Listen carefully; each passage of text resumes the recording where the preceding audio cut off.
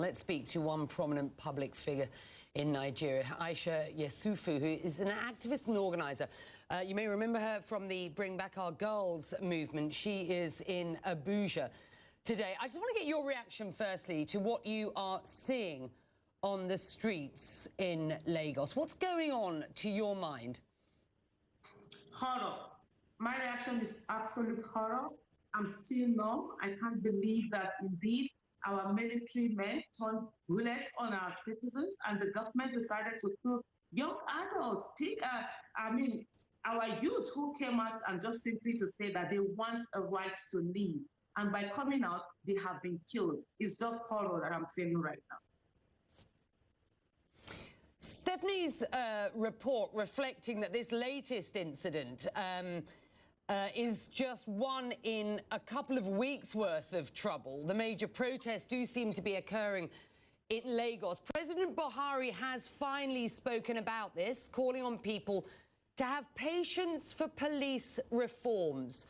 What's your response to the president, and what sort of reforms are needed at this point? How bad are things?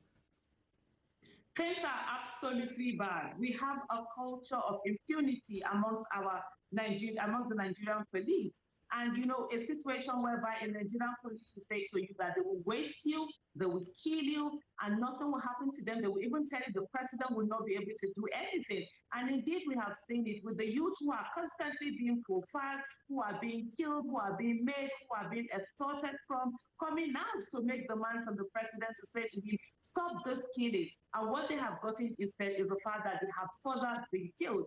And let's not forget that in June 3rd, 2019, a report was given to the president on the panel that he set up in 2018. And the president himself said in June 2019 that within 6 months, he was going to implement the recommendations from the panel. And here we are 16 months that the president hasn't done that. So whatever the president says, Nigerians are used to not believe in his words because his words and his actions, they always differ.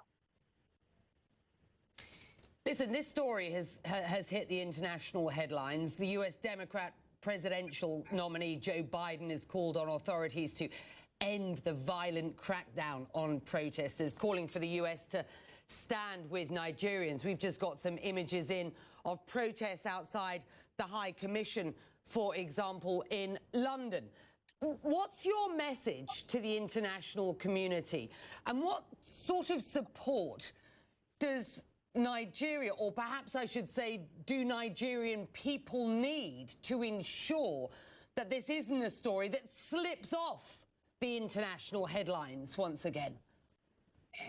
Well, what we want from the international world is that they should not look away while this horror is being inflicted on the Nigerian people. And we should look at the fact that we have a shared humanity, and also to call on the Nigerian government, which sadly seems to listen to the voices from outside rather than the voice of its people. So for the Nigerian government to stop killing its people and listen to the demands of the youth. The youth aren't asking for too much. They are simply saying that they should not be killed again. They're simply asking for compensation for victims of police brutality. They want an end to police brutality. They're asking for protesters that were arrested to be released. They're asking for reform. They are not asking for too much. So please, the world should call on the government of Nigeria, led by Major General Muhammadu Buhari and Professor Yemi Osinbajo, to stop killing the Nigerian people. It's a crime against humanity. A genocide is happening in Nigeria right now, and the world must not look away the way it has done in other genocides that have happened.